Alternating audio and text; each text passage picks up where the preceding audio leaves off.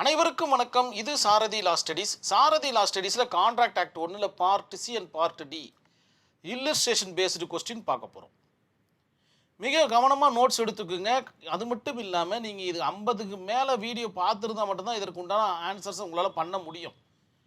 கிட்டத்தட்ட நீங்கள் லாஸ்ட் ஸ்டேஜுக்கு வந்திருக்கீங்க அப்படின்ற மாதிரி நினச்சிக்கிங்க. நம்மளுடைய சாரதி லா ஸ்டடீஸில் ஒரு வாட்ஸ்அப் குரூப் ஒன்று ரன் ஆகிட்டு இருக்கு. இதில் என்னென்ன ஆசைப்பட்டீங்கன்னா இந்த நம்பருக்கு நீங்கள் வாட்ஸ்அப் டெக்ஸ்ட் பண்ணுங்கள். உங்களுடைய பெயர் மற்றும் ஊரை நான் குழுவில் இணைச்சிட்றேன். உங்களுடைய சந்தேகங்களை தீர்க்கும் வண்ணமாகவும் நேரடி பயிற்சி வகுப்புகளும் இது உதவிகரமாக இருக்கும் நம்புகிறேன். நான் நேரடியாக கொஸ்டினில் போயிடுறேன். நான் ஏ ஃபேமஸ் சிங்கர், அவர் பார்த்தீங்கன்னா ஒரு பிரபலமான ஒரு பாடகர், எஸ்பிபி மாதிரின்னு வச்சுப்போம். பி ஏற்பாடு செய்த ஒரு நிகழ்ச்சியில் பாட ஒப்புக்கொண்டிருக்கிறார். ஆனால் அந்த நிகழ்ச்சி தொடங்குவதற்கு முன்னர் ஏ இறந்து விடுகிறார். அந்த ஃபேமஸ் சிங்கர் பார்த்தீங்கன்னா இறந்து போயிடுறாரு. அந்த ஃபேமஸான அந்த சிங்கர் வந்து அவரை தவிர வேறு யாருக்கும் அந்த திறமை கிடையாது. ஸோ அவர் ஒரு பெக்யூலியரான ஒரு டைப்பு. இறந்ததுக்கப்புறமா என்ன பண்ணுறாரு, பிக்கு பார்த்தீங்கன்னா ஒரு மாதிரி நர்வஸ் ஆகிடுது. ஏன்னா டிக்கெட்லாம் விற்றுட்ருப்பார் இல்லையா அவர்.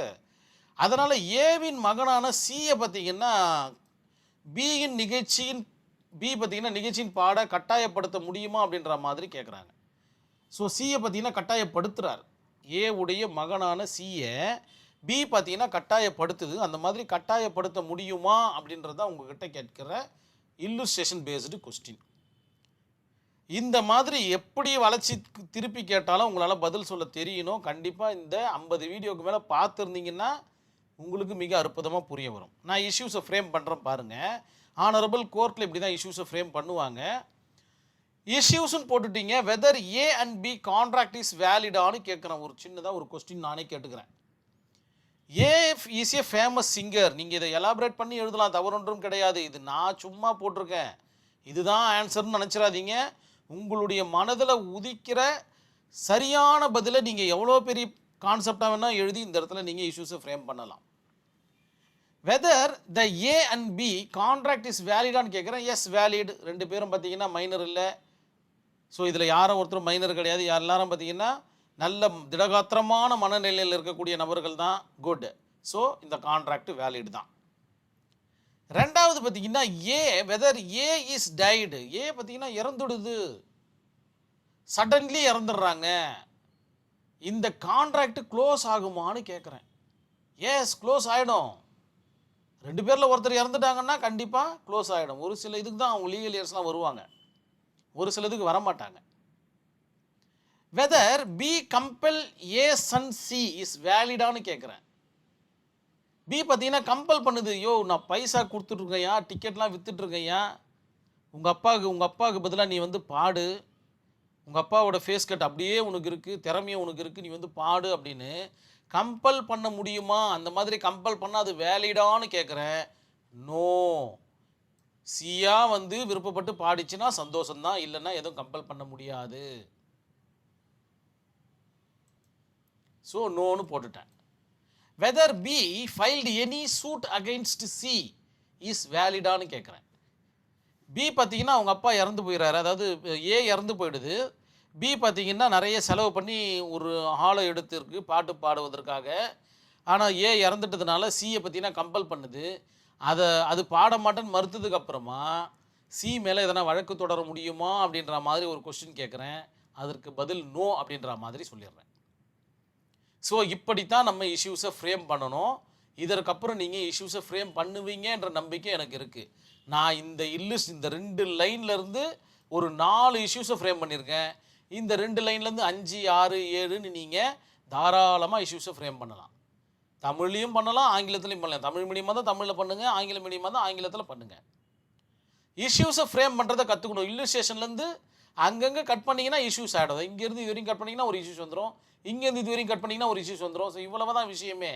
பெரிய கஷ்டம்லாம் ஒன்றும் கிடையாது. 2-3 இல்லுஸ்ட்ரேஷன் பேஸ்டு கொஸ்டின் அட்டன் பண்ணிட்டீங்கன்னா வேலை முடிஞ்சு போச்சு. அது மட்டும் இல்லை, நீங்கள் தெளிவாக இஷ்யூஸை ஃப்ரேம் பண்ணிட்டீங்கன்னா என்டையர் எக்ஸாமுக்கும் உங்களுக்கு உதவிகரமாக இருக்கும். அதனால் தெளிவாக கவனமாக வாட்ச் பண்ணுங்கள், ஃபுல்லாக வாட்ச் பண்ணுங்கள். இதுதான் உங்களுக்கு மதிப்பெண்களை எடுத்து கொடுக்கக்கூடிய விஷயமாக பார்க்கப்படுது. Involved section. இந்த கான்செப்டில் எந்தெந்த செக்ஷன்லாம் இன்வால்வ் ஆகிருக்கு?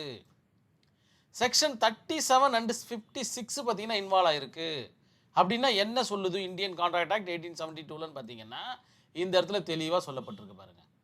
Section 37 and 56 of ICA Indian Contract Act என்ன சொல்லுது?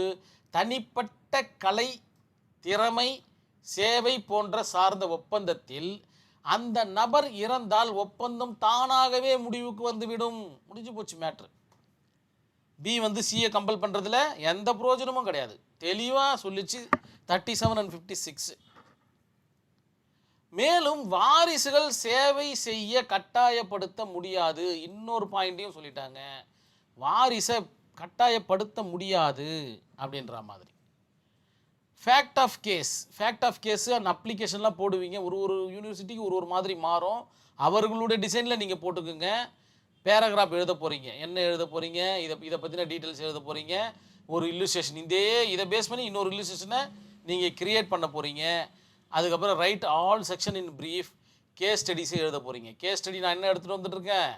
ராப்சன் வெர்சஸ் ட்ரம்மோண்ட் இன் 1831 நடந்த ஒரு வழக்கு. என்ன அப்படின்னு பார்த்தீங்கன்னா, ட்ரம்மோண்ட் என்பவர் ராப்சன் என்ற ஒரு ஓவியரை தனது கேரேஜில் 3 ஆண்டுகள் பராமரிப்புக்காக வேலைக்கு அமர்த்துகிறார்.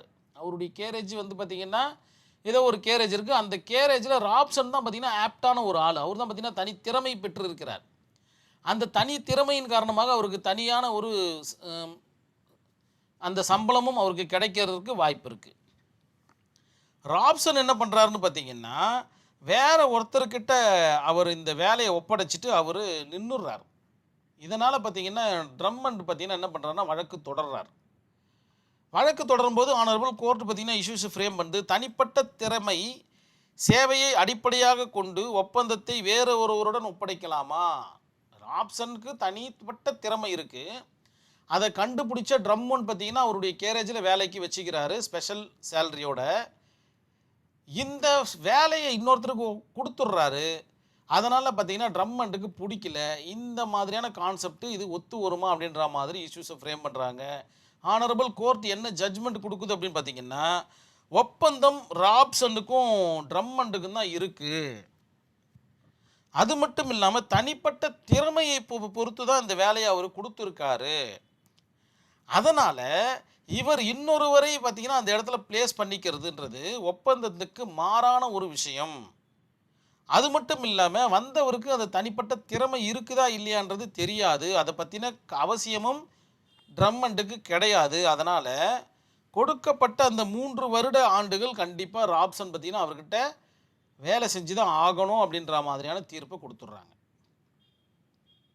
ஸோ இவ்வளோ எழுதணும்னா 5 பக்கம் நீங்கள் கண்டிப்பாக எழுதணும். 5 பக்கம் எழுதணும்னா நீங்கள் எந்த அளவுக்கு இன்வால்வ் ஆகணும்னு பாருங்கள்.